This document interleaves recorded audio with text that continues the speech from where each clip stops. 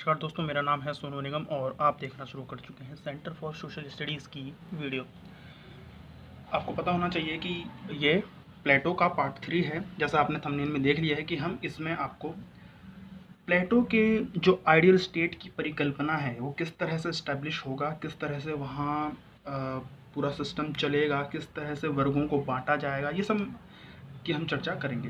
इससे पहले वाली वीडियो में आपने प्लेटो का जो एजुकेशन सिस्टम था जिससे वो तैयार करेगा तीनों वर्गों को, उत्पादक वर्गों को वो तैयार करेगा, वो सैनिक वर्ग और जो शासक वर्ग है, इन तीनों को तैयार करने के लिए जो एजुकेशन पॉलिसी अपनाई जाएगी उसके बारे में मैंने बताया। इसके बाद इस वीडियो में मैं ये भी आपको बताऊंगा कि प्लेटो ने जिस कम्युनिज्म की बात की, जो दो वर्गों के लिए, ऊपर के जो अभिभावक वर्ग हैं जिन्हें आप गार्जियन कहते हैं, उन अभिभावकों के लिए जो उसने कम्युनिज्म की बात की है कि इन दोनों वर्गों, अभिभावक वर्ग में कौन कौन आता है, शासक वर्ग और सैनिक वर्ग, तो इन दोनों के लिए जो गार्जियनशिप की उसने बात की है, फैमिली और प्रॉपर्टी के कम्युनिज्म की, तो इसकी भी हम बात इसमें करेंगे। सबसे पहले मैं आपको यही बता देता हूँ कि जो हमने प्लेटो के प्लेटो के हमने एजुकेशन सिस्टम की पूरी बात कर ली थी, जिसमें हमने प्रारंभिक शिक्षा, उच्च शिक्षा, तो मैंने आपसे कहा था कि जो व्यवहारिक शिक्षा होती है वो भी उच्च शिक्षा का ही पार्ट होती है। आप इसे तीसरा स्टेज मान भी सकते हैं और आप चाहें तो दोनों को एक साथ भी लिख सकते हैं। अब मैं आपको बताता हूँ communism of wife and property. इसके बाद मैं आपको आइडियल स्टेट पूरा बताऊँगा ताकि आप सारी चीज़ें पहले समझ लें, उसके बाद छोटा सा कॉन्सेप्ट आइडियल स्टेट का। Communism of wife and properties, आपको यदि आपने पिछली वीडियोस नहीं देखी है तो कृपया करके उसे पहले देखें, तब आप इसको आएंगे तो आपको ये समझ में भी आएगा, वरना ये काफ़ी मुश्किल हो जाएगा। तो communism of wife and property में प्लेटो ने कहा था कि जो सैनिक और शासक वर्ग है, ये जो दो वर्ग है, ये आते हैं आपके किसमें, ये आ जाते हैं आपके अभिभावक वर्ग में। तो ये अभिभावक वर्ग, जो ये सैनिक और आपका जो शासक वर्ग है, ये आएगा आपका अभिभावक वर्ग में। तो अभिभावक वर्ग के लिए ही कम्युनिज्म की बात की है, वो भी वाइब्स एंड वाइब्स का मतलब यहाँ पे आप फैमिली से भी ले सकते हैं, फैमिली और प्रॉपर्टी की, जो फैमिली और प्रॉपर्टी का कम्युनिज्म है। यानी कि सीधी सीधी बात ये है कि ये जो दो वर्ग हैं, जो उच्च दो वर्ग हैं जो शासन संभाल रहे हैं असल में, और एक वर्ग जो रक्षा कर रहा है राज्य की, इन दोनों वर्गों को ना तो कोई संपत्ति रखने का अधिकार होगा, ना तो कोई निजी संपत्ति का अधिकार होगा, और ना ही परिवार का अधिकार होगा। यानी कि इनका कोई परमानेंट मैरिज नहीं होगी, इनके कोई जो है संतान नहीं होगी। इनकी जो संतानें हैं वो राज्य की संतान मानी जाएगी, ठीक। और इनकी जो भी प्रॉपर्टी होगी वो राज्य की प्रॉपर्टी मानी जाएगी। यानी कि इनके पास ऐसा कोई भी प्रॉपर्टी नहीं होगा जो सबका ना हो, इनकी प्रॉपर्टी सबकी प्रॉपर्टी, तो प्राइवेट चीज़ नहीं रहेगी। इसीलिए हम कह रहे हैं कि वाइफ एंड प्रॉपर्टीज़ का जो है कम्युनिज्म कर दिया गया इन दो वर्गों के लिए। तीसरा वर्ग जो है प्रोड्यूसर क्लास, उनको इन सब चीज़ों की छूट है, वो चाहें तो प्रॉपर्टी रख सकते हैं, वो चाहे तो फैमिली रख सकते हैं, लेकिन इन दो वर्गों को ये छूट नहीं है। अब इसके कई सारे कारण हैं, धीरे धीरे हम उस पर आएंगे, जो हम शुरू कर देते हैं इसे। तो प्लेटो क्या कहते हैं, ये कोटेशन है, प्लेटो कहते हैं कि न्याय की स्थापना के लिए परिवार और संपत्ति का साम्यवाद आवश्यक है, क्योंकि शिक्षा से उत्पन्न सद्गुण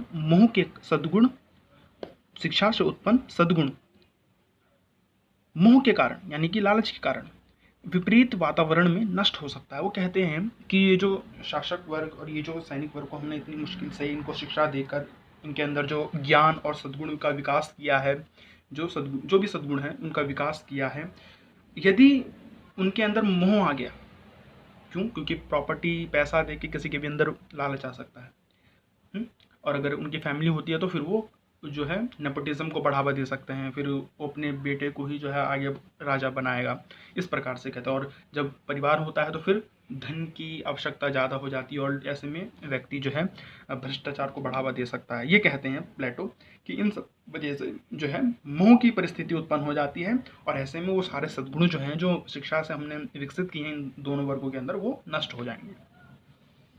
प्लेटो कहते हैं कि अभिभावक वर्ग के लिए यह साम्यवाद आवश्यक है, यानी कि सिर्फ अभिभावक वर्ग के लिए ही आवश्यक है, सिर्फ अभिभावक वर्ग के लिए ही आवश्यक है, यानी कि सैनिक और दार्शनिक वर्ग के लिए ही आवश्यक है।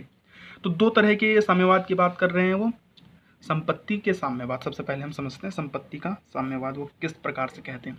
प्लेटो कहते हैं कि अभिभावक वर्ग के पास केवल उतनी ही संपत्ति रहनी चाहिए जितनी उनके जीवन यापन के लिए आवश्यक है। यानी कि एक घर बहुत हो गया, एक घर उनको आवश्यक है तो वो घर उनके लिए जो है संपत्ति उनके लिए बस ठीक है, उससे ज़्यादा वो नहीं रख सकते, रखना भी नहीं चाहिए। वो अपनी संपत्ति को बढ़ा नहीं सकते क्योंकि उनका काम राज्य की सेवा करना है, वो संपत्ति इकट्ठा करने के लिए नहीं है।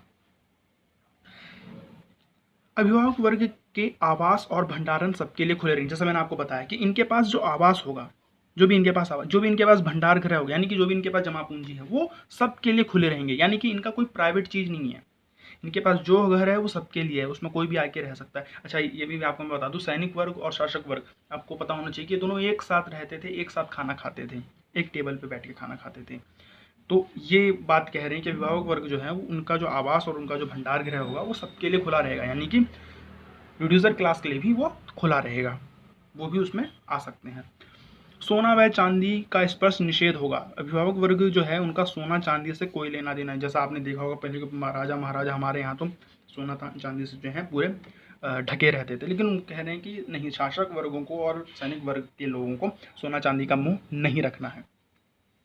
अब वो क्यों कहते हैं ऐसी बातें, क्यों कह रहे हैं कि वो संपत्ति का जो साम्यवाद है, मैं दोनों की बात कर रहा हूँ, दोनों के लिए ये जो है साम्यवाद जरूरी है, संपत्ति का साम्यवाद भी और परिवार का साम्यवाद भी, तो ये दोनों ही इसमें आ जाएंगे, दोनों ही वर्ग के लिए मैं ये बात बता रहा हूँ। तो वो क्यों कहते हैं कि संपत्ति का साम्यवाद जरूरी है अभिभावक वर्ग के लिए। जब मैं अभिभावक वर्ग कहूँगा तो इसका मतलब इसमें सैनिक और शासक वर्ग दोनों आ रहे हैं। तो अभिभावक वर्ग के लिए संपत्ति का साम्यवाद क्यों जरूरी है। साम्यवाद समझते हैं ना, साम्यवाद मतलब सब कुछ सामाजिक हो जाना, समाज का हो जाना, सामाजिक जो स्वामित्व है उसका आ जाना। तो संपत्ति जो है वो इन दोनों वर्ग की वो समाज की संपत्ति हो जाएगी। अब यहाँ पे ये देखिए कि क्यों वो समर्थन कहते हैं। वो कह रहे हैं कि संपत्ति जो है वो उपभोग की प्रवृत्ति को बढ़ा देता है। यानी कि अगर आपके पास संपत्ति अधिक होती है तो फिर आप उपभोग की प्रवृत्ति आपके अंदर ज़्यादा आ जाती है ना। और ये किसकी क्वालिटी है, ये जो वर्चू है, ये जो गुण है, ये किसका है, ये प्रोड्यूसर क्लास का है, जो उपभोग पे ज़्यादा ध्यान देता है ना। जो जिसे हम कहते हैं तृष्णा, इच्छा की भावना, तो ये तो गुण किसका है, ये प्रोड्यूसर क्लास का गुण है, ना कि अभिभावक वर्ग का, है ना। उनके अंदर तो शौर्य और विवेक काम करता है। तो अगर संपत्ति की को इकट्ठा करने का अगर शुरू कर दिया जाए तो उपभोग की प्रवृत्ति बढ़ जाती है, जिससे व्यक्ति की आत्मा पर प्रतिकूल प्रभाव पड़ता है, ये कहना है प्लेटो का। फिर वो कहते हैं कि संपत्ति व्यक्ति को स्वार्थी बना देता है। जो संपत्ति इकट्ठा करता है वो व्यक्ति को स्वार्थी बना देगा। इसका मतलब ये है कि भाई आप समझिए कि आपके पास संपत्ति है, आप चाहते हैं कि उसको मैं और संपत्ति को बढ़ाऊं। अब आप एक प्रशासन चला रहे हैं, आपके हाथ में पूरे स्टेट का जो है पैसा है, तो आप क्या सोचते हैं, आप सोचते हैं कि मैं अपने बच्चों के लिए कुछ कर दूं, मैं अपने परिवार के लिए कुछ कर दूं, है ना। मैं 4 मंजिल की बिल्डिंग बना लूँ, एक शानदार घर बना लूँ, या महंगी कार खरीद लूँ। अभी की मैं बात कर रहा हूँ, मैं उस समय की अलग अलग उस समय के शान और शौकत होगी, तो उस हिसाब से वो समझेंगे, वो सोचेंगे कि संपत्ति बढ़ाई जाए। लेकिन संपत्ति से अलग इसलिए रखा गया है क्योंकि वो संपत्ति जो है वो व्यक्ति को स्वार्थी बना देती है, इच्छा उसके अंदर भर देती है, भ्रष्टाचारी बना सकती है।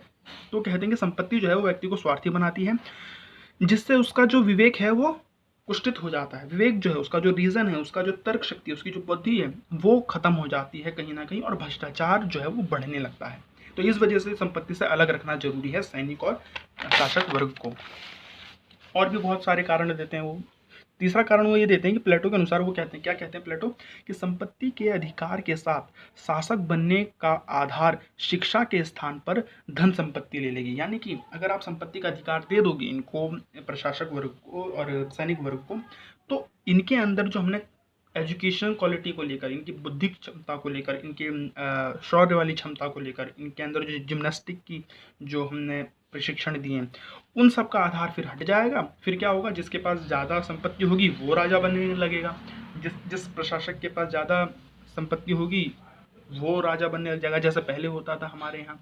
तो कहते हैं कि अगर हमने संपत्ति का अधिकार दिया इस प्रकार के, तो फिर शिक्षा के आधार पर हम नहीं चुनेंगे अपने राजाओं को और अपने सैनिकों को, बल्कि संपत्ति के आधार पर चुनेंगे, जो कुलीन वर्ग जिसे हम कहते हैं। और क्या कहते हैं वो, और कहते हैं कि निजी संपत्ति के अधिकार के अंत के साथ ही शासक वर्ग में संपत्ति को लेकर आपसी प्रतियोगिता वह ईर्ष्या समाप्त हो जाएगी। यानी कि अगर हम निजी संपत्ति के अधिकार को अंत कर देंगे तो शासक वर्ग के अंदर संपत्ति को लेकर जो प्रतियोगिता होती है, जो एक दूसरे से वो जलते हैं, जो दो अमीर लोग एक दूसरे से जलते हैं और उसको कम करने की, उसको गिराने की, उसको हराने की जो प्रतियोगिता उनके बीच में चलती है, वो भी खत्म हो जाएगी अगर हम संपत्ति के अधिकार को भी इनके लिए खत्म कर देंगे। तो इससे क्या होगा, इससे सब लोग मिलकर रहेंगे और राज्य की एकता बनी रहेगी। तो ये 3-4 आधार पर वो संपत्ति के साम्यवाद की बात करते हैं, समर्थन करते हैं कि संपत्ति का साम्यवाद होना चाहिए दोनों वर्ग के लिए, सैनिक वर्ग के लिए और शासक वर्ग के लिए, जिसे हम अभिभावक वर्ग कहते हैं। मैं बार बार ये बात बता रहा हूँ। फिर वो दूसरी बात क्या कहते हैं, दूसरा साम्यवाद वो कहते हैं कि परिवार का साम्यवाद भी होना चाहिए। संपत्ति का साम्यवाद तो होना ही चाहिए, बल्कि परिवार का साम्यवाद भी होना चाहिए। अब परिवार का साम्यवाद की क्या है, तो परिवार का साम्यवाद का मतलब ये है कि किसी भी शासक वर्ग की किसी भी व्यक्ति की और सैनिक वर्ग के किसी भी व्यक्ति की जो है परिवार नहीं होना चाहिए, मतलब निजी परिवार नहीं होना चाहिए। क्यों? क्योंकि उसका सारा राज्य ही उसका परिवार है, तो उसे निजी परिवार की क्या जरूरत है। ये तर्क देते हैं वो कहते हैं कि अगर परिवार हुआ इनके पास तो ये एक मुश्किल घड़ी में फैसले लेने से बच सकते हैं, डर सकते हैं। जैसे एक सैनिक है, अगर उसका परिवार हुआ तो हो सकता है युद्ध के समय वो पीछे हट जाए और अपने परिवार के सोचने लगे। ये भी बात वो कहते हैं। दूसरी बात वो कहते हैं कि अगर परिवार हुआ शासक वर्ग का तो वो अपने बच्चों को आगे बढ़ाएगा, नेपोटिज्म फैलाएगा, जो परिवारवाद है उसे फैलाएगा, और वो भ्रष्टाचार करेगा अपने परिवार के लिए पैसे जमा करने के लिए। इसलिए परिवार नहीं होना चाहिए। इसके अलावा ये कहते हैं कि देखिए, अब सबकी ज़रूरतें होती हैं, सबकी जो है शारीरिक ज़रूरतें होती हैं, तो उसको पूरा करने के लिए कहते हैं कि जो महिलाएं हैं उनको सामाजिक आधार पर जो है पत्नी माना जाए। यानी कि 3 महीने में, 2 महीने में या कुछ समय के अंतराल पे जो है इन्हें मीटिंग करने की इजाज़त दी जाएगी। फिर उससे जो ब्रीड पैदा होगी, यानी कि उनसे जो संतान पैदा होंगी, फिर वो भी जो उनको भी प्रशिक्षण दिया जाएगा। हालांकि उनको जो है ये नहीं माना जाएगा कि ये राजा का संतान है, नहीं, वो आम बच्चे की तरह ही होगा। किसी को पता ही नहीं होगा, किसी को पता ही नहीं होगा कि किसका पुत्र है, क्योंकि यहाँ तो कोई प्राइवेट है नहीं, सब एक दूसरे के साथ जो है इस प्रकार के संबंध बनाएंगे। तो ये बात भी कही प्लेटो ने कि इस प्रकार से हम जो है एक वंश को आगे बढ़ा सकते हैं। हालांकि पता नहीं होगा कि कौन किसका पुत्र है। ये हालांकि ये बड़ी अजीब बात है, पता नहीं इसके क्या मायने हैं, लेकिन ये बात प्लेटो ने कही। इसके अलावा एक और बात बहुत महत्वपूर्ण है कि वो कहते हैं कि एक सर्वश्रेष्ठ पुरुष, एक सर्वश्रेष्ठ महिला, इनके नस्ल को मिला के एक ऐसी ब्रीड को जन्म दिया जाना चाहिए, नहीं ऐसे संतान को जन्म दिया जाना चाहिए जो हो सकता है बौद्धिक रूप से ताकतवर हो। उसे भी फिर प्रशिक्षण दिया जाना चाहिए, उसे भी फिर विवेकशील व्यक्ति बनाना चाहिए, उसके अंदर भी सद्गुणों का विकास किया जाना चाहिए, उसको भी शिक्षा प्रदान की जानी चाहिए। हो सकता है वो और अच्छा दार्शनिक राजा बने, क्योंकि वो 2 सबसे अच्छे शानदार व्यक्ति, पुरुष और महिला के मीटिंग से वो तैयार हुआ है। तो ये भी बात उसने कही कि इस प्रकार से होगा, किसी का कोई प्राइवेट नहीं होगा, बस जो है सब कुछ जो है कम्युनिटी का होगा, परिवार भी कम्युनिटी का होगा, वाइफ भी जो है वो कम्युनिटी की होगी, पूरे समाज की होगी। ये बड़ी अजीब है, लेकिन ये है भाई बात। प्लेटो का मत क्या है? प्लेटो का मत यह है कि जैसे मैंने आपको बता दिया, परिवार का मोह, धन का मोह, परिवार का जो मोह है वो धन के मोह से भी अधिक प्रबल होता है। यानी कि पैसा का मोह जो होता है उससे ज़्यादा ताकतवर होता है परिवार का मोह। आदमी परिवार के लिए कुछ भी कर देता है, जो उसके लिए भ्रष्टाचार भी बढ़ा सकता है, वो उसके लिए जो है युद्ध से पीछे भी हट सकता है। मनुष्य इसके लिए अनेक प्रकार के अनुचित और अनैतिक कार्य करने के लिए भी तैयार हो जाता है। ये बात बिल्कुल सही है। प्लेटो तर्क क्या देते हैं? प्लेटो तर्क देते हैं कि परिवार में, अच्छा ये वाला पॉइंट बहुत इंपॉर्टेंट है, वो इसका सपोर्ट जो कर रहे हैं, ये वाला पॉइंट इंपॉर्टेंट भी है, मैं आपको पहले बता देता हूँ, फिर मैं आपको पढ़ के दिखा दूंगा। तो प्लेटो कहते हैं कि देखिए, परिवार का कम्युनिटेरियन के नज़र से देखना या परिवार का साम्यवाद कर देना का एक और फ़ायदा है। निजी परिवारों में महिलाओं को बिल्कुल भी आज़ादी नहीं होती, वो केवल घर की 4 दीवारी में जो है कैद हो जाती है, दास के रूप में फिर वो अपना जीवन पूरा बिताती है। जैसे ही परिवारों का उन्मूलन होगा, परिवार जो है ख़त्म होंगे इस वर्ग में, दोनों वर्ग में, तो वो महिला भी एक आज़ाद जीवन जी पाएगी। फिर वो उत्पादन कर सकती है, फिर वो अपने काम कर सकती है, फिर वो अपने फैसले खुद ले सकती है। तो महिलाओं की आज़ादी को भी इस प्रकार से जो है प्लेटो ने देखा कि परिवार का उन्मूलन कर दिया जाए, परिवार की संस्था को ख़त्म कर दिया जाए, निजी परिवार की संस्था को, और सामाजिक रूप से बना दिया जाए कि सब पूरा का पूरा समाज आपका परिवार है, माफ़ करिए, तो वो कहते हैं कि इससे स्त्री के जो कार्य क्षेत्र हैं वो बढ़ेंगे, स्त्री के काम बढ़ेगा और स्त्री का जो है एक सम्मान भी बढ़ेगा और वो आज़ाद जीवन जी पाएगी। वो ये भी कहते हैं वो इस तर्क में। प्लेटो तर्क देते हैं कि परिवार में नारी जाति बंधी रहती है, जिससे उनकी हालत दास समान हो जाती है और अत्यंत शोचनीय, मतलब कि अत्यंत जो है वो चिंता वाली बात है उनकी, जो हालात हैं उनके घर के अंदर, वे घर की चार दीवारी तक ही सीमित रहती है। यदि नारी का यदि ये का है यदि नारी का उत्थान करना है, यानी कि उनको बढ़ावा देना, उनको आगे बढ़ाना है तथा उनके कार्य क्षेत्र अधिक व्यापक और विस्तृत करने हैं, उनके जो काम घर के ही काम करती हैं, वो कोई और काम तो करती नहीं है, तो इसी लोग कहते हैं कि अगर उनको और क्वालिटी उनके अंदर और स्किल्स डेवलप करनी है तो उनको परिवार से आज़ाद करना पड़ेगा। तो परिवार और विवाह की व्यवस्था को स्थायी नहीं होना चाहिए, ये ध्यान रखिए। वो किसी भी स्थायी परिवार की बात नहीं करते। वो कहते हैं ऐसा नहीं है कि एक बार जो जिसकी विवाह हो गया तो वो उसी के साथ परिवार उसका बन गया, नहीं। कहते हैं कि कुछ समय के लिए विवाह हो, कुछ समय के लिए साथ रहे, फिर वो छोड़ दे, फिर थोड़े दिनों बाद फिर उनका दूसरा विवाह हो सकता है, फिर उनके साथ जो है वो रह सकते हैं। इस प्रकार से कोई एक स्थायी परिवार नहीं होना चाहिए जिससे कि उनका मोह ना रहे, जिससे कि उनका किसी एक के प्रति मोह ना रहे और वो सही फैसले लेने से बचना, ऐसा ना हो कि वो डर जाए। जैसे मैंने आपको बताया कि जो सैनिक है, परिवार कभी क्या हो सकता है कि सैनिक, हालांकि सैनिक ऐसे होते नहीं हैं, लेकिन कभी हो सकता है ऐसा कि युद्ध में जाने से उसके परिवार उसे रोक ले या उसे अपने बच्चों की फिक्र हो, ठीक है। तो इस प्रकार से भी देखते हैं प्लेटो से। अब वो क्यों कहते हैं प्लेटो इसका समर्थन, परिवार के साम्यवाद का समर्थन क्यों करते हैं, इस बारे पे ध्यान दीजिए। परिवार कहते हैं कि प्लेटो कहते हैं कि इससे स्त्री भी प्रशासन में भाग ले सकेगी, क्योंकि वो अब घर के काम से छुटकारा मिलेगा, उसे घर के काम से बाहर निकलेगी, घर की चार दीवारी से बाहर निकलेगी तो प्रशासन में भाग ले सकती है। और याद रखिए प्लेटो ने जो फिलोसोफर किंग की बात की है, दार्शनिक शासक की बात की है, उसमें दोनों है, राजा भी है रानी भी है, वो कोई भी बता सकते हैं, वो कोई भी बन सकता है।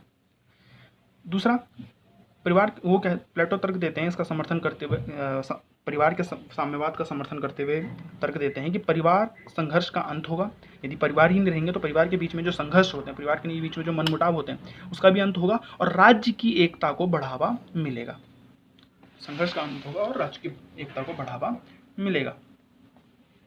दूसरा ये एक और वो तर्क देते हैं कि इससे जो है जो प्रशासक वर्ग है और जो सैनिक वर्ग है वो अपने परिवार की जिम्मेदारियों से बाहर निकलेंगे, उनके पास परिवार नहीं होगा तो परिवार की जिम्मेदारियों से बाहर निकलेंगे और राज्य का जिम्मेदारी पे वो ज़्यादा अच्छे से ध्यान दे पाएंगे, कार्य क्षमता को और बढ़ा सकेंगे। तो राज्य अभिभावक जो है, अभिभावक वर्ग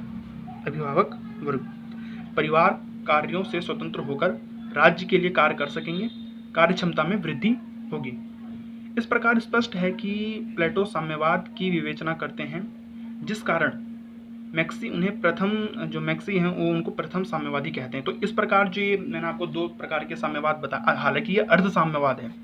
अर्ध साम्यवाद मतलब ये पूरे समाज के लिए नहीं है, नहीं, पूरा समाज तो 3 वर्गों से बनता है ना भाई, पूरा समाज तो 3 वर्गों से बनता है, शासक वर्ग, सैनिक वर्ग और उत्पादक वर्ग। 1 मिनट, तो इन तीनों के लिए नहीं है वो, सिर्फ किसके लिए है, सिर्फ शासक वर्ग और सिर्फ सैनिक वर्ग के लिए। तो समाज के सिर्फ 2 वर्गों के लिए है, इसीलिए हम कह रहे हैं कि अर्ध साम्यवाद है। अर्ध साम्यवाद है, आधे ही समाज के लिए साम्यवाद है, तो इसीलिए हम कह रहे हैं कि ये अर्ध साम्यवाद है, क्योंकि ये सिर्फ 2 वर्गों के लिए है, पूरे समाज के लिए नहीं है। जो मार्क्स का साम्यवाद है वो पूरे समाज के लिए, इसीलिए हम उसे साम्यवाद कह रहे हैं, पूरा अर्ध साम्यवाद नहीं, वो पूर्ण साम्यवाद है, ये अर्ध साम्यवाद है। और मैक्सी इसी कारण जो है प्लेटो को प्रथम साम्यवादी कहते हैं, क्योंकि उन्होंने साम्यवाद की बात की, उन्होंने सामाजिक तौर पे संपत्ति की बात की, सामाजिक तौर पे परिवार की बात की, ठीक है। हालांकि मैं आपको अंतर बताऊंगा कि मार्क्स के साम्यवाद में और प्लेटो के साम्यवाद में, यानी कि आधुनिक साम्यवाद जो आज का साम्यवाद है उसमें और आज से 2400 साल पहले प्लेटो का जो साम्यवाद है उसके साम्यवाद में क्या अंतर है, तो हम बात करेंगे। प्लेटो के साम्यवाद की जो आलोचना अगर आपको लिखने के लिए आती है तो आप अरस्तु की आलोचना, अरस्तु ने जो है, एरिस्टोटल ने प्लेटो के साम्यवाद की आलोचना की है और अच्छी खासी आलोचना की है। मैंने भी इसके कम से कम जो है लगभग 10 पॉइंट मैंने इसको लिखे हैं, 9-10 पॉइंट मैंने लिखे हैं, आप भी इसको अपने आंसर में लिख सकते हैं। तो अरस्तु द्वारा प्लेटो के साम्यवाद की आलोचना की गई है, जो दोनों साम्यवाद है, समाज का, संपत्ति का भी और परिवार का भी, प्लेटो ने उसकी आलोचना की। क्या प्लेटो उसकी अरस्तु उसकी आलोचना कर रहे हैं, क्या आलोचना कर रहे हैं, अरस्तु प्लेटो के संपत्ति और परिवार के साम्यवाद की आलोचना करते समय निम्न तर्क देते हैं। देखिए, मैं ये बहुत आसान है, अगर आपने पूरा साम्यवाद समझ लिया, और मैं उम्मीद करता हूँ कि समझ लिया है, क्योंकि बहुत आसान ही है, ज़्यादा कुछ इसमें साइंस नहीं लग रही है। अब देखिए, मैं आपको रीड करके एक बार एक करके बता दूं। तो देखिए, संपत्ति के साम्यवाद की योजना समाज में संघर्ष और फूट बढ़ाती है। क्या कह रहे हैं अरस्तु? अरस्तु कह रहे हैं कि भाई आप अलग नज़र से तो देखिए इस चीज़ को। आप कह रहे हैं कि एकता बढ़ेगी, काम पे ज़्यादा ध्यान दिया जाएगा, अपने काम पे ज़्यादा ध्यान जाएगा, मोह और भंग और जो परिवार के साथ लगाव है वो कम होगा, तो समाज के लिए और राज्य के लिए अच्छा काम करेंगे। लेकिन आप एक दूसरा नज़र से भी तो देखिए, एक दूसरी तरीके से भी तो आप इसे देखिए कि भाई अगर आप संपत्ति से जो है दो वर्गों को बाहर कर रहे हैं, और एक वर्ग जो उत्पादक वर्ग है वो संपत्ति इकट्ठा कर सकता है, तो ऐसे में क्या उस वर्ग के बीच में और उत्पादक वर्ग के बीच में या लोगों के बीच में क्या संघर्ष की स्थिति पैदा नहीं होगी? क्या उनके बीच में फूट नहीं बढ़ेगा? ये सवाल करने आलोचना करते समय अरस्तु प्लेटो की आलोचना करने। इसके अलावा वो कहते हैं कि अगर हम साम्यवाद को लागू कर दें तो समाज के अंदर विविधता कैसे रहेगी? आप सबको एक जैसा बना रहे हैं, आप सबको जो है संपत्तिहीन कर रहे हैं, आप सबको जो है परिवारहीन कर रहे हैं। समझ रहे हैं आप?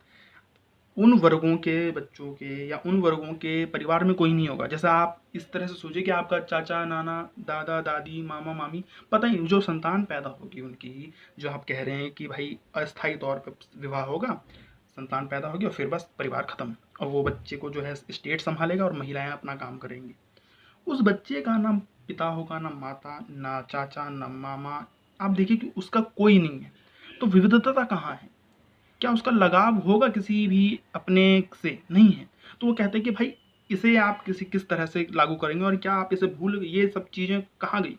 तो बिना विविधता के बौद्धिकता आ ही नहीं सकती। समाज में अगर विविधता नहीं होगी तो बौद्धिकता नहीं आ सकती, समझ पैदा नहीं हो सकती। अरस्तु और भी कुछ कहते हैं। अरस्तु कहते हैं कि संपत्ति को भी एक गुण मानते हैं। अरस्तु संपत्ति को एक गुण मानते हैं, एक वर्चू मानते हैं। वो मानते हैं कि संपत्ति जिनके पास होती है वो एक अच्छा नागरिक होता है, या एक उसके अंदर एक अलग प्रकार का गुण होता है।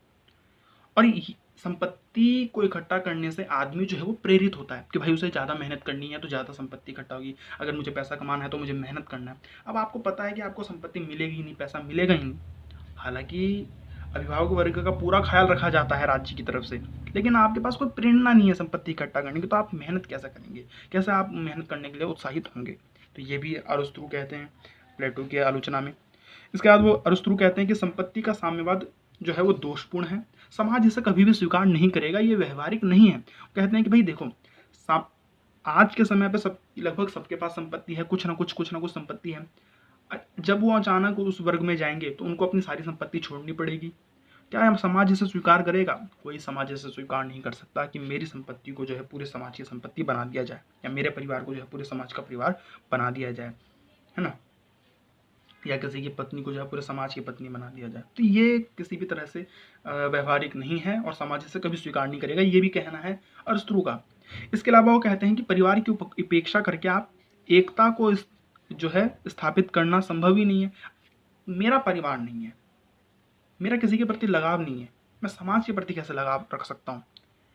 आप परिवार में तो एकता को जन्म देता है ना। परिवार देखिए कितनी एकता से रहते हैं एक साथ। तो आप उस गुण को खत्म करके, उस संस्था को खत्म करके आप कह रहे हैं कि नहीं राज्य की एकता मानो, राज्य को अपना परिवार मानो, ये संभव नहीं है। एक और चीज, स्त्री के सामूहिक स्वामित्व की योजना, जो कह रहे हैं कि स्त्री जो है वो सामूहिक रूप से जो है संपत्ति बन जाए, या स्त्री जो है सामूहिक रूप से पूरे समाज की मानी जाए। तो क्या ये योजना यौन अराजकता, यौन उत्पीड़न, इन सब चीज़ों को बढ़ावा नहीं देगी? बिल्कुल देगी।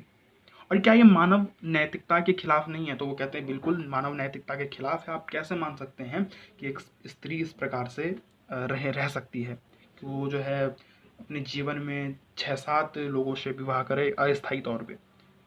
ये जो है किसी भी समाज के लिए नैतिकता, मौलिकता, इन सबसे बहुत दूर है, किसी भी समाज में स्वीकार नहीं किया जा सकता।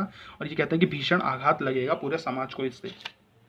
ये सब पूरी आलोचना है अरस्तु की तरफ से, बहुत इंपॉर्टेंट चीज है ये।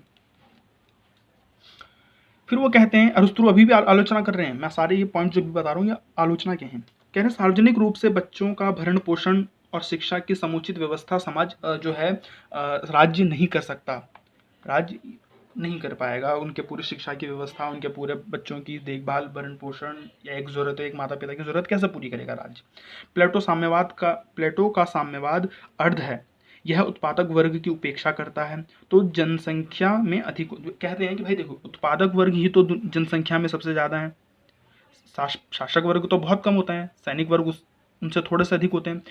जो उत्पादक वर्ग है वो तो जनसंख्या में बहुत होता है, तो आप बड़ी जनसंख्या को तो साम्यवाद से अलग कर ही रहे हो, तो साम्यवाद का फायदा ही क्या है? या तो करना है तो सभी के लिए करो, एक बड़े वर्ग को जिसमें सबसे ज्यादा जनसंख्या रहती है उसे तो आप अलग रख रहे हैं, साम्यवाद से तो कोई फायदा नहीं है इसका। ये भी कहना है अरस्तु का। अरस्तु कहते हैं कि राज्य द्वारा श्रेष्ठ स्त्री पुरुष के समागम की योजना अव्यवहारिक है। जो मैंने आपको बताया था कि एक सबसे बुद्धि, सबसे शक्तिशाली, सबसे बुद्धिशील पुरुष और सबसे बुद्धिशील, सबसे शक्तिशाली महिलाओं को एक साथ लाया जाएगा, उनका विवाह कराया जाएगा, फिर उनसे जो संतान होगी फिर उसको जो है राज्य प्रशिक्षित करेगा, हो सकता है वो सबसे अच्छा दार्शनिक राजा बने। तो इस प्रकार की योजना किसी भी तौर पे व्यवहारिक नहीं है, ये भी कहते हैं अरस्तु। तो ये अरस्तु द्वारा प्लेटो की पूरी आलोचना है साम्यवाद को लेकर, दोनों प्रकार के साम्यवाद को लेकर। अब मैं आपको बताता हूँ कि प्लेटो के साम्यवाद में, यानी प्लेटो ने जो कम्युनिज्म दिया, और आधुनिक साम्यवाद में, यानी जो आज का साम्यवाद है, या यूं कहो कि मार्क्स का जो साम्यवाद है, हालांकि साम्यवाद की कई धाराएं और कई विचार हैं, कई विचारकों के विचार हैं, तो लेकिन उसमें मैं आधुनिक साम्यवाद कह रहा हूँ जो आज का साम्यवाद है। उसमें क्या समानता है और क्या अंतर है, ये जल्दी जल्दी मैं इसको पढ़ देता हूँ। सबसे पहले मैं आपको समानता बता देता हूँ। समानता मैंने 5 पॉइंट लिखे हैं समानता के, मतलब कि दोनों में समानताएं क्या है, उस समय के समानता में, प्लेटो के समानता में, और आज के साम्यवाद में क्या समानता है। देखिए, दोनों ही व्यक्ति की तुलना में समाज को महत्वपूर्ण मान रहे हैं। आप देखिए, दोनों ही व्यक्तिगत को, दोनों ही निजी चीज को, दोनों ही व्यक्तिगत तौर पे किसी को महत्वपूर्ण नहीं मान रहे, बल्कि समाज को महत्वपूर्ण मान रहे हैं। वो कह रहे हैं कि समाज का संपत्ति होनी चाहिए, समाज का परिवार होना चाहिए, प्लेटो कह रहे हैं। उसी प्रकार आधुनिक साम्यवाद भी कहता है कि जो संपत्ति है, जो स्वामित्व है, वो सामाजिक होगा, समाज का होगा, किसी का निजी खेत नहीं होगा। समाज का खेत जो होगा वो समाज का होगा, पूरा तालाब होगा वो समाज का होगा, जो कुआं है वो पूरे समाज का है, किसी का एक का नहीं है। तो ये दोनों में समानता है। दोनों ही व्यक्ति के अधिकार से ज्यादा कर्तव्य पर बल देते हैं। ये तो बताने की कोई जरूरत नहीं है, जो आप लोग थर्ड ईयर में है तो आपको पता ही होना चाहिए कि दोनों ही जो साम्यवाद है वो दोनों व्यक्ति को अधिकार से ज्यादा व्यक्ति के कर्तव्य पे जोर दे रहे हैं। दोनों ही वर्ग संघर्ष और शोषण का अंत करना चाहते हैं। दोनों ही साम्यवाद, प्लेटो भी और आधुनिक भी, दोनों ही वर्ग संघर्ष और शोषण को खत्म करना चाहते हैं, यानी कि एकता स्थापित करना चाहते हैं। दोनों निजी संपत्ति के अंत पर बल देते हैं, निजी संपत्ति का अंत होगा, बल देते हैं इस बात पे। स्त्री पुरुष की समानता पे भी बल देता है। आप देखिए कि प्लेटो स्त्री को लेकर किस तरह से बात कर रहे हैं कि वो परिवार से बाहर निकले और अपना कार्य करे, अपनी इच्छाओं के अनुसार जिए, तो स्त्री पुरुष में समानता की बात कर रहे हैं। इसी प्रकार से आधुनिक साम्यवाद भी स्त्री पुरुष की समानता पे बल देता है। अब अंतर की क्या बात है? अब अंतर छोटा छोटा ही है, मैंने छोटे छोटे लिख रखे हैं, हालांकि इतना इंपॉर्टेंट है, बहुत बस काफ़ी है जितना मैं आपको बता रहा हूँ, आप किताब से और पढ़ सकते हैं। अंतर क्या है प्लेटो के साम्यवाद में और आधुनिक साम्यवाद में? तो मैंने लेफ्ट में प्लेटो का साम्यवाद और राइट में आधुनिक साम्यवाद की बात करी है। अंतर आपको ऐसी लाइन खींच के ही बताना चाहिए। तो प्लेटो का जो साम्यवाद है वो आदर्शवाद है, दर्शनवाद है। इस पर वो कह रहा है कि क्या होना चाहिए, आदर्श है उसमें, वो दर्शन है एक तरह से, है ना, आदर्शवाद पे आधारित है। लेकिन आधुनिक साम्यवाद जो है वो भौतिकवाद पर आधारित है। वो कहता है मेटरलिज्म, जो है संपत्ति पे ज़्यादा जोर देता है। वो कहते हैं कि आर्थिक तौर पे ही जो चीज़ है वो है, जो जिसके पास आर्थिक शक्ति है उसके पास राजनीतिक शक्ति है। भौतिकतावाद पे ज़्यादा जोर है। आज की दुनिया पे, जो दुनिया हमको दिखती है उस पर जोर देता है आधुनिक साम्यवाद। लेकिन प्लेटो जो है वो कहता है कि नहीं, एक दूसरी दुनिया भी है ना, जैसे मैं आपको थ्योरी ऑफ फॉर्म में मैंने आपको बताया। और अंतर अगर हम देखें, प्लेटो का उद्देश्य जो है वो राजनीतिक कुशासन और भ्रष्टाचार को मिटाकर एकता स्थापित करना है। यानी कि प्लेटो का जो उद्देश्य है वो राजनीतिक है ना। लेकिन आधुनिक साम्यवाद का जो उद्देश्य है वो आर्थिक है, वो आर्थिक शोषण को खत्म करना चाहता है। वो ना वर्ग संघर्ष की बात करता है ना, कि एक निर्धन वर्ग है, एक धनी वर्ग है, उनके बीच में जो है शोषण, उनके बीच में जो है संघर्ष होता रहता है। जो धनी वर्ग है वो निर्धन वर्ग का शोषण करता रहता है। तो उस शोषण को, जो आर्थिक शोषण है, उसे समाप्त करने की बात करता है आधुनिक साम्यवाद। प्लेटो का साम्यवाद जो है वो राज्य को प्राकृतिक और नैतिक मानता है, यानी कि राज्य जरूरी है। प्लेटो के साम्यवाद में राज्य जो है वो जरूरी है, लेकिन आधुनिक साम्यवाद में राज्य की पूरी तरह से अवहेलना की जाती है। वो कहते हैं कि राज्य ही तो है, राज्य कौन चलाता है, स्टेट कौन चला रहा है, शासन कौन कर रहा है, जो धनी है। धनी लोग ही जो है अपने उस पूरे तंत्र का इस्तेमाल करके शोषण करते हैं गरीब लोगों का, तो राज्य को खत्म कर देना चाहिए, ये मानना है आधुनिक साम्यवाद का। तो देखिए दोनों में कितना अंतर भी है। प्लेटो का जो साम्यवाद है वो कुलीन तंत्र है, जो दार्शनिक वर्ग को सत्ता देता है तथा वर्ग को उत्पन्न करता है। यानी कि प्लेटो के जो साम्यवाद में आप देखिए कि 3 वर्ग हैं, ऑलरेडी 3 वर्ग हैं। वो 3 वर्ग की स्थापना करने की बात कर रहे हैं कि एक दार्शनिक वर्ग होगा, एक सैनिक वर्ग होगा, एक उत्पादक वर्ग होगा, यानी कि वो वर्गों को जन्म दे रहे हैं। और वो जो सत्ता किसे सौंप रहे हैं, कुलीन वर्ग को, यानी कि जो दार्शनिक वर्ग है उसे सत्ता सौंप रहे हैं। वो कुलीन तंत्र है एक तरह से कि इसके अंडर में फिर ये दोनों जो है काम करेंगे। लेकिन जो आधुनिक साम्यवाद है वो वर्ग विहीन समाज की बात करता है। वो कहता है कि जो 2 वर्ग होते हैं, एक अमीर और एक निर्धन, वो कहते हैं इन दोनों के बीच में क्योंकि संघर्ष चलता रहता है तो इन 2 वर्ग को ही समाप्त करो, सबको एक जैसा बनाओ। तो वर्ग को समाप्त करने की बात कहता है आधुनिक साम्यवाद। ये न्याय को नैतिक और आध्यात्मिक गुण मानता है।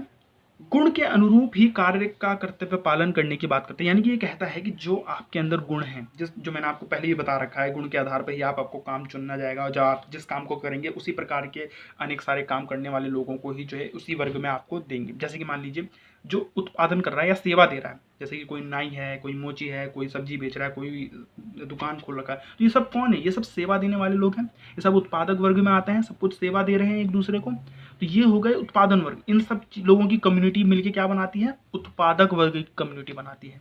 तो इस प्रकार से आपको काम दिया जाएगा आपके गुण के आधार पर।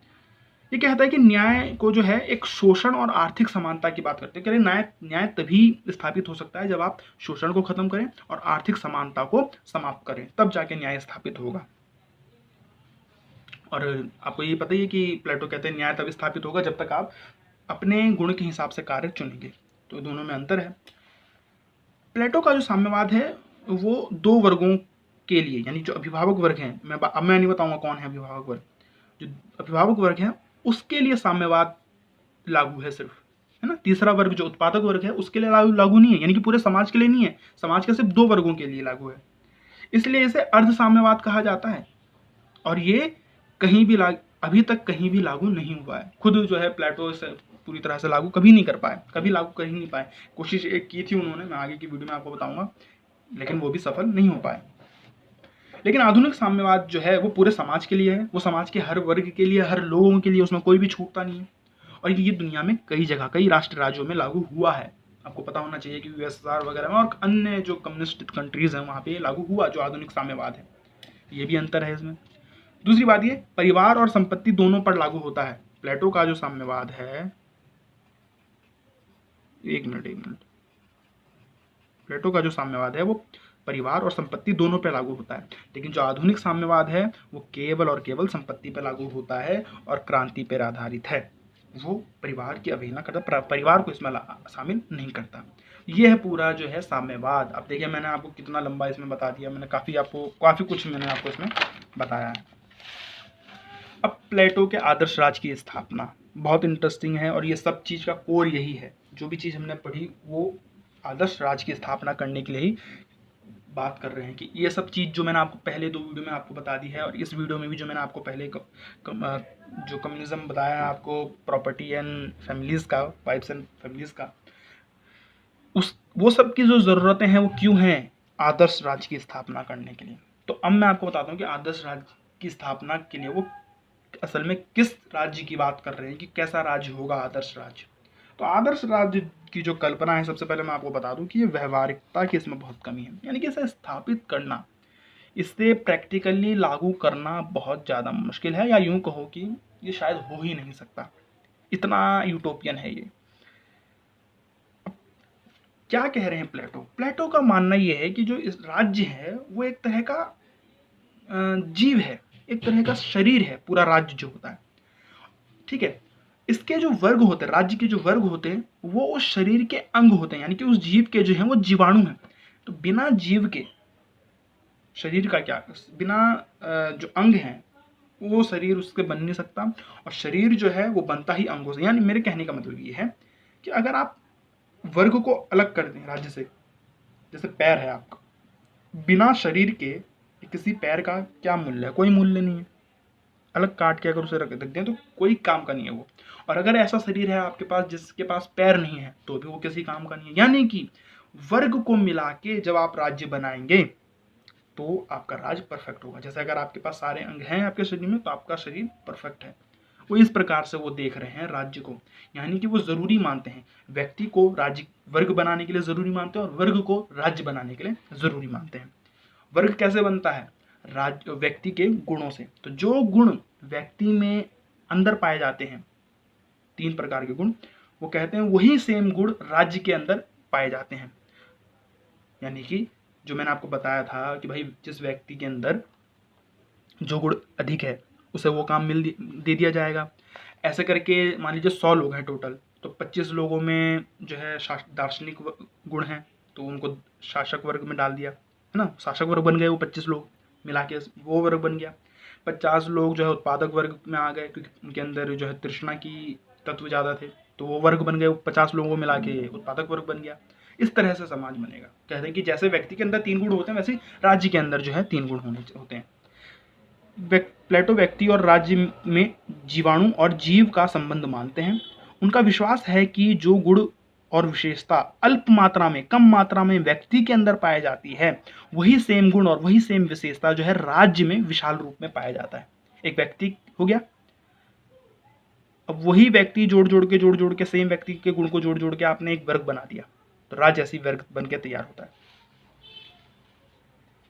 इसी प्रकार एक न्याय संगत व्यक्ति से ही न्याय संगत राज्य की स्थापना होती है। यानी कि जो जस्ट इंडिविजुअल है, जो न्यायवादी व्यक्ति है, वही जो है न्यायवादी राज्य की स्थापना होगी उनसे। यानी कि वो क्या कहते हैं, एक न्यायवादी व्यक्ति कौन होता है?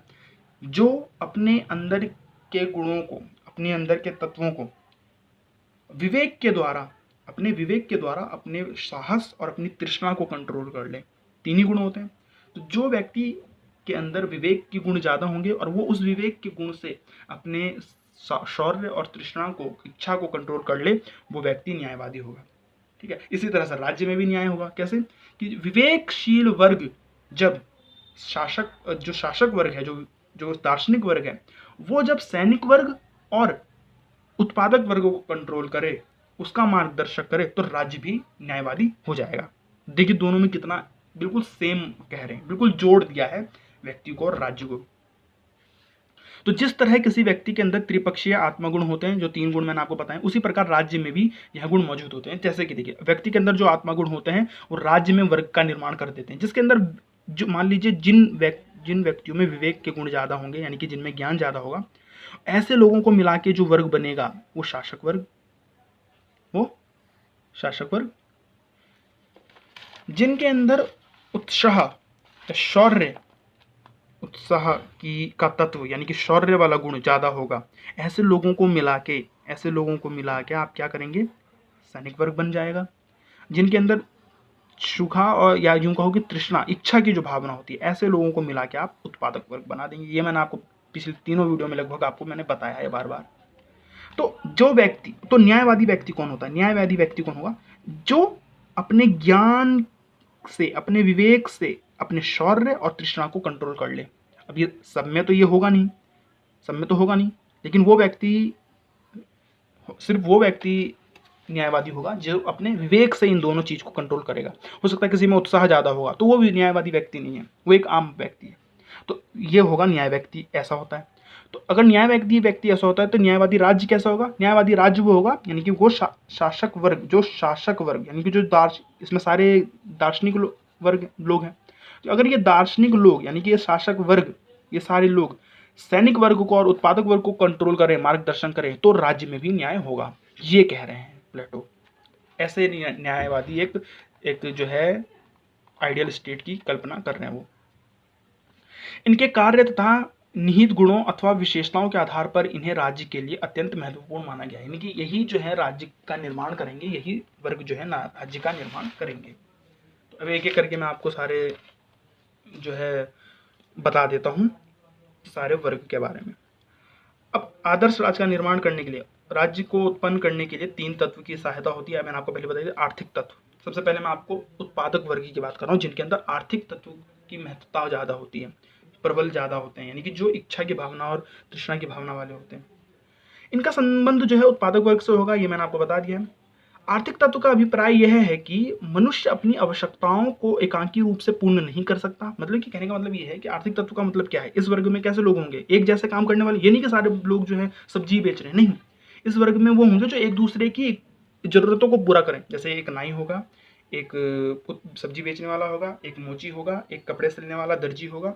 क्या अब दर्जी को सब्जी वाले की भी जरूरत है क्योंकि उससे सब्जी खरीदना है, दर्जी को जो है नाई की भी जरूरत है क्योंकि उससे बाल कटाने। तो ये एक दूसरे की जो आवश्यकताएं उसे पूरा करेंगे। ये ऐसे वर्ग होते हैं उत्पादक वर्ग में, ऐसा लोग होते हैं जो एक दूसरे की आवश्यकताओं की पूर्ति करेंगे, एक दूसरे को सेवाएं देंगे।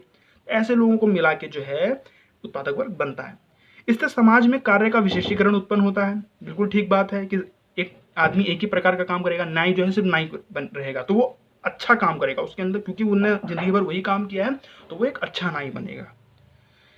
इससे आर्थिक संघों का निर्माण होता है और एक व्यक्ति एक कार्य का सिद्धांत व्यापक हो जाता है। एक व्यक्ति एक ही कार्य करेगा। सेवाओं का आदान प्रदान से सबकी आवश्यकताओं की पूर्ति होगी। जैसे मैंने आपको बताया कि जो नाई है वो सबको अपनी सेवा देगा, सबके लिए जो है सिर्फ बाल ही काटेगा, तो वो सबके बाल काटेगा तो सबकी वो जरूरत पूरी हो गई। जो सब्जी वाला वो सबको सब्जी बेचेगा तो सबकी जो है सब्जी की जरूरत पूरी हो गई। जो दर्जी है वो सबके लिए कपड़े सिलेगा तो सबकी कपड़ों की जरूरत पूरी हो गई। पैसे लेगा, ऐसी बात नहीं पैसे नहीं लेगा, क्योंकि यही लोग तो टैक्स भरते हैं भाई। आर्थिक तत्व आपको जानना चाहिए कि केवल उत्पादक वर्ग ही टैक्स भर रहा है। इसी के टैक्स भरने से जो है सैनिकों की जरूरत पूरी होती है। उनको जो है वेतन दिया जाएगा या जो भी उनको दिया जाता है मेहनताना, और शासक वर्ग को भी इन्हीं के पैसे से ही जो है उनको जीवन यापन का अवसर मिलता है। तो यही जो है स्टेट को चलाते हैं, स्टेट को पैसा देते हैं। प्लेटो क्या कहते हैं इस बारे में? प्लेटो कहते हैं कि आदर्श राज्य की स्थापना के लिए आवश्यकताओं की सर्वोत्तम तुष्टि और सेवाओं का समुचित आदान प्रदान आवश्यक है। यानी कि अगर आपने एक दूसरे की जरूरत पूरी नहीं की तो फिर जो है एक आदर्श समाज नहीं बन सकता। उत्पादक वर्ग सामान्य जीवन व्यतीत करते हैं। अब देखिए इसको बहुत आसान चीज़ है। उत्पादक वर्ग जो है वो सामान्य जीवन व्यतीत करते हैं। सामान्य जीवन का मतलब क्या है? ये सामान्य नागरिक हैं, ये अभिभावक वर्ग में आएंगे नहीं, तो इनको ना तो परिवार के साम्यवाद की जरूरत है, ना तो इनको संपत्ति के साम्यवाद की जरूरत है। यानी कि इनको परिवार रखने का भी अधिकार है, संतान रखने का अधिकार है, संपत्ति रखने का अधिकार है, क्योंकि ये अभिभावक वर्ग में नहीं आते। यह अभिभावक वर्ग को कर चुकाता है, अभिभावक वर्ग को टैक्स देते हैं ये लोग, यानी कि सैनिक और शासक वर्ग को टैक्स देते हैं।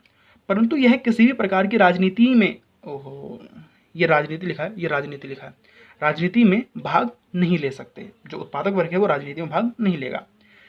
इस वर्ग में वह व्यक्ति होते हैं जिनके आत्मगुण में तृष्णा की प्रधानता होती है। यानी कि जो मैंने आपको बताया कि भाई उत्पादक वर्ग में कौन आएगा, उत्पादक वर्ग का निर्माण कैसे होगा? जिनके अंदर तृष्णा की भावना होगी, इच्छा होगी, उपभोग की भावना होगी। तो ये है, ऐसे बनेगा आर्थिक तत्व, और ये सबकी जरूरतें पूरी करेंगे, सबके लिए काम करेंगे। मैंने आपको पहले भी बताया है शायद कि आप इसे भारतीय हिंदू परंपरा, सनातन परंपरा के जो वर्ण व्यवस्था है, जो जाति व्यवस्था है, उससे समान मत मानिए। नहीं, इसके अंदर मोबिलिटी है। इसके अंदर एक व्यक्ति जो है यदि उसने उत्पादक वर्ग में जन्म लिया है तो वो अपनी एजुकेशन के द्वारा, वो अपने प्रशिक्षण के द्वारा शासक वर्ग में जा सकता है। हमारे यहाँ ऐसा नहीं है, क्योंकि हमारे यहाँ जन्म आधारित है। खैर,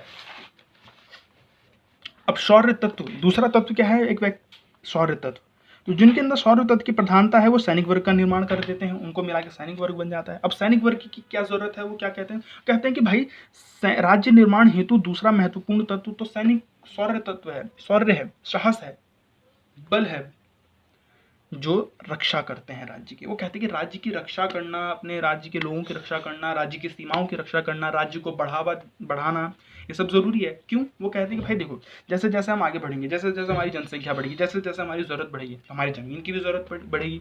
तो हमें जब जमीन की जरूरत पड़ेगी तो हमें अपने पड़ोसी राज्यों पे, आसपास के क्षेत्रों को अपने कब्जे में लेना पड़ेगा। और जब हम ऐसा करेंगे तो हमसे वो युद्ध करेंगे, और युद्ध जीतने के लिए जरूरी है कि हमारे पास सैनिक हो, अच्छे सैनिक हो, शक्तिशाली सैनिक हो, प्रशिक्षित सैनिक हो, तभी तो युद्ध करने में मजा आएगा। और इसीलिए वो कहते हैं कि सैनिक वर्ग की हमें जरूरत है। जैसे जैसे राज्य की आवश्यकता में वृद्धि होती है, राज्य को अधिक भूभाग की आवश्यकता होती है, अतः युद्ध अनिवार्य हो जाता है। जो मैंने आपको बताया कि आप अपने बगल के राज्यों की जब जमीनें हड़पोगे तो भाई वो युद्ध तो करेंगे ही, और आप तभी जीत सकते हो युद्ध जब आपके पास एक अच्छे सैनिक वर्ग हो, आपके पास अच्छे सैनिक हो जो पूरी तरह से अपने परिवार के मुंह से, अपनी संपत्ति के मुंह से अलग हो, बस राज्य के लिए वो अपनी राज्य की रक्षा और राज्य को के सम्मान के लिए, याद रखिए राज्य के सम्मान के लिए, इनके अंदर सम्मान की भावना बहुत होती है, तो राज्य के सम्मान के लिए वो लड़े। इस प्रकार युद्ध की संभावना और उससे रक्षण की आवश्यकता के फलस्वरूप राज्य में उत्साह, साहस और शूरवीरता की तंत्र का उदय होता है। इसीलिए मैं कह रहा हूँ कि इन सब चीज़ों की वजह से जो आपको उत्साह वर्ग लोग, साहसी लोग और शूरवीर लोगों की जरूरत होगी, तो आप एक ऐसा वर्ग बनाएंगे जो सैनिक वर्ग होगा, जो सैनिक वर्ग होगा। इसलिए आपको इनकी जरूरत पड़ेगी, तो आपको ये भी चाहिए, इसीलिए आप इनको ट्रेन करते हैं एजुकेशन सिस्टम के द्वारा, याद रखिए। अब इसीलिए तो मैंने आपको पहले ही जो है एजुकेशन सिस्टम बता दिया, ताकि आपको पता चले कि ये लोग बनेंगे कैसे। मैंने आपको बताया था ना, जिम्नास्टिक इनको सिखाया जाता है बड़े पैमाने पे। यह वर्ग अभिभावक वर्ग में आता है, जैसे मैंने आपको बता दिया, पहले ही मैं बता दिया, अब नहीं बताऊंगा कि यह अभिभावक वर्ग के अंदर आता है। इसलिए इन्हें साम्यवाद का पालन करना पड़ेगा। कोई इनकी संपत्ति नहीं होगी, कोई इनका परिवार नहीं होगा, किसी भी प्रकार के इनके स्थायी विवाह नहीं होंगे। कुछ समय के लिए विवाह होगा, उससे संतान पैदा होगी और उसको समाज का संतान माना जाएगा। सैनिक वर्ग को राज्य की सुरक्षा प्रदान कर, सैनिक वर्ग जो है वो राज्य को सुरक्षा प्रदान करते हैं। यह वर्ग उन व्यक्तियों से मिलकर बनता है जिनमें शौर्य तत्व की प्रधानता होती है तथा प्लेटो को शिक्षा प्रणाली द्वारा, प्लेटो की जो शिक्षा प्रणाली है उसके द्वारा ये लोग प्रशिक्षित होते हैं। जो 35 साल जो मैंने आपको बताया था, ये प्लेटो के जो शिक्षा प्रणाली है उसमें जो एक मिलिट्री को तैयार करने की जो बात की गई थी, जो मैंने आपको पहले वीडियो में बताया है, उससे ये तैयार होंगे और ये राज्य के सम्मान के लिए लड़ेंगे, कभी पीछे नहीं हटेंगे, राज्य की रक्षा करेंगे। इन्हीं के लिए जो है, मतलब सैनिक वर्ग के लिए भी जो है साम्यवाद है, जो मैंने आपको साम्यवाद भी बताया। तीसरा वर्ग है और सबसे ऊपर वर्ग है, जो सबसे कुलीन वर्ग होगा, जो जो जो पूरे एडमिनिस्ट्रेशन को संभालेगा, जो पूरे राज्य की व्यवस्था को संभालेगा, जो सबको जो है पूरी कम्युनिटी को देखेगा, सबके लिए शिक्षा की व्यवस्था करेगा, सबके लिए न्याय की व्यवस्था करेगा, सबके लिए जो है प्रशिक्षण की व्यवस्था करेगा, जो राज्य की जो शिक्षा है उसको प्रदान करवाएगा, सारे जो बच्चे हैं, जो समाज के बच्चे हैं, उनको जो है उनका भरण पोषण करेगा, वो कौन है? शासक वर्ग। तो राज्य के निर्माण का जो महत्वपूर्ण आधार है वो दार्शनिक तत्व है, जिसका संबंध आत्मा के विवेक बुद्धि से है, जिसके अंदर विवेक और बुद्धि के गुण और सद्गुण का विकास पूरी तरह से शिक्षा के द्वारा होगा। प्लेटो का मानना है कि राज्य के शासकों में विवेक का गुण विद्यमान होना आवश्यक है। प्लेटो यही कहते हैं कि जो आज तक जो एथेंस की इतनी बुरी हालत हुई, जो एथेंस हारा वो इसीलिए हारा, जो जो आपको पता होना चाहिए, जो युद्ध हुआ वो इसलिए हारा क्योंकि हमारे यहाँ का जो शासक था वो मूर्ख था, जो दार्शनिक राजा नहीं है वो मूर्ख राजा है, वो कहते हैं। तो इसीलिए वो कह रहे हैं कि एक न्यायवादी, एक न्याय संगत, एक आदर्श राज्य की स्थापना के लिए दार्शनिक व्यक्ति को राजा होना जरूरी है, या जो राजा है उसे दार्शनिक होना जरूरी है। यह आगे कोटेशन है, मैं आपको दिखाता हूँ।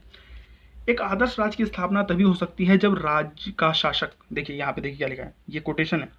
एक आदर्श राज्य की स्थापना, प्लेटो द्वारा ये कोटेशन है, एक आदर्श राज्य की स्थापना तभी हो सकती है जब राज्य का जो शासक है, जो राज्य का शासक है, जो राज्य पे शासन कर रहा है, वो ज्ञानी हो, निस्वार्थ हो, दार्शनिक शासक हो।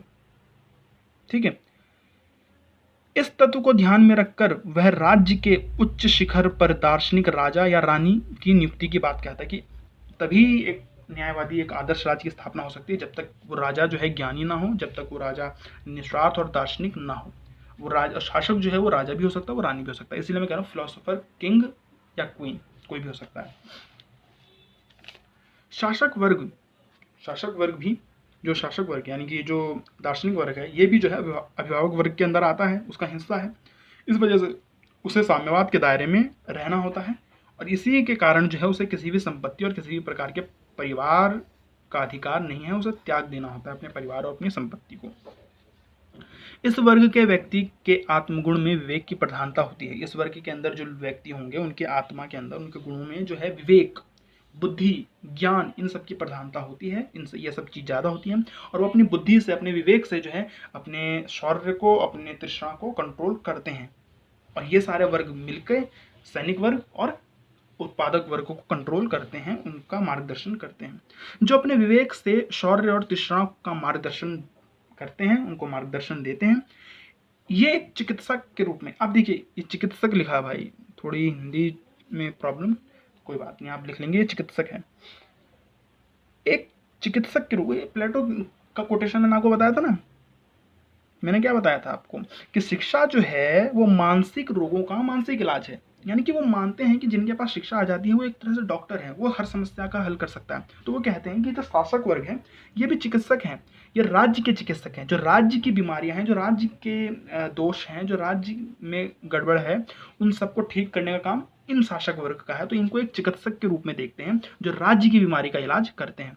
यह ज्ञानी है, इनके पास ज्ञान का भंडार होता है और इन्हें शासन कला का पूर्ण कार्य आता है। जो शासन करने की जो कला है वो इनके अंदर खूब कूट कूट कर भरी होती है, क्योंकि ये शिक्षा पाते हैं 50 साल की। याद रखिए 35 साल तक तो ये पढ़ते हैं, पूरा थियोरी पढ़ते रहते हैं 35 से 50 साल यानी 15 साल के लिए छोटे मोटे प्रैक्टिकल जो है सीखते रहते हैं। छोटा मोटा एडमिनिस्ट्रेशन संभालते हैं, छोटा मोटा मतलब कोई 10 लोगों के सिविल को जो है सिविल अफेयर के काम को जो है संभालते हैं।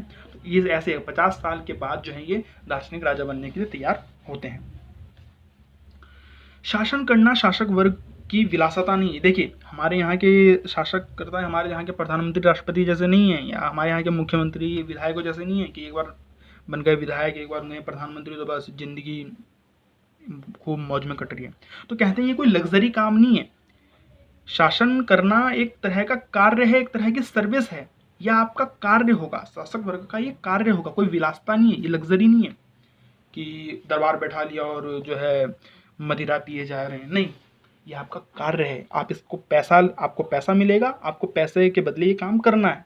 तो ये एक तरह की सर्विस है, जॉब है, वो कह रहे हैं, जिसका कार्य है शासक वर्ग का ये कार्य है कि अपने मार्गदर्शन से समुदाय के शुभ को प्राप्त करें। यानी कि आपके मार्गदर्शन से, शासक वर्ग के मार्गदर्शन से पूरे समुदाय का शुभ, जो कम्युनिटी का गुड है, जो सोसाइटी का गुड है, उसे अचीव किया जाएगा, सबके लिए काम किया जाए, सबकी भलाई होगी इससे।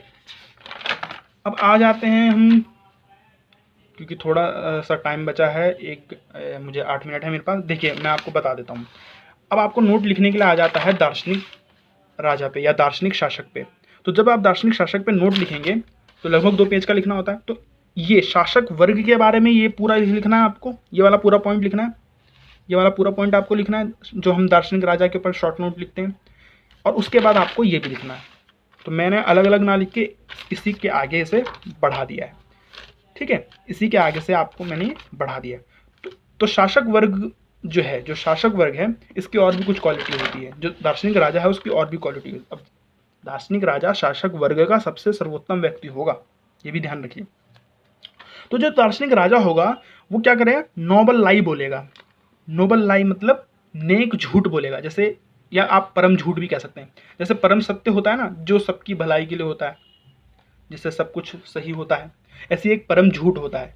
ऐसा झूठ जिसको बोल के जो दार्शनिक राजा होगा वो अपने समाज की एकता को बनाए रखेगा, समाज के लिए न्याय स्थापित करेगा और बुराई को खत्म करेगा। मतलब झूठ से जो है, कहते हैं ना, एक झूठ कभी कभी 100 लोगों की जान बचा लेता, उसी प्रकार से कुछ है। तो परम झूठ क्या है? परम झूठ ये है कि राजा ये बताएगा कि भाई जो राजा होते हैं ना, जो शासक होते हैं, वो सोने की आत्मा से बने होते हैं।